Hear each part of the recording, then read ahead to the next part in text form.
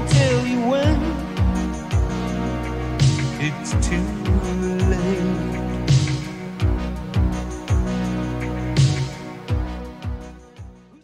A zdravím příznice bacolatých křivek, jmenuji se Klára Zemanová, přijela jsem k vám z Braňan ze severních Čech, je mi 41 let a jsem povolání specialista v nadnárodní společnosti.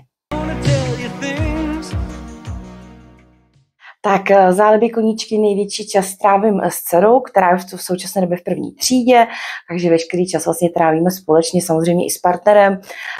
S tím souvisí samozřejmě spousta kroužků, odvozu, takže ten čas se sama na sebe moc nemám.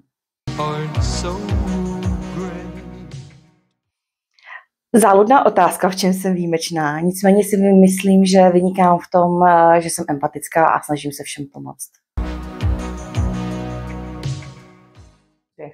Můj největší životní úspěch je moje dcera.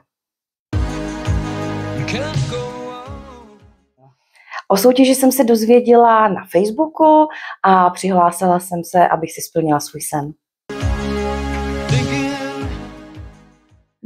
V jakém filmu bych chtěla žít? Taky těžká otázka, nebyl by to asi úplně film, ale byla by to pohádka, asi jakákoliv od Disneyho, protože mám vždycky hezký konec. Je to moje maminka. Splněný sen.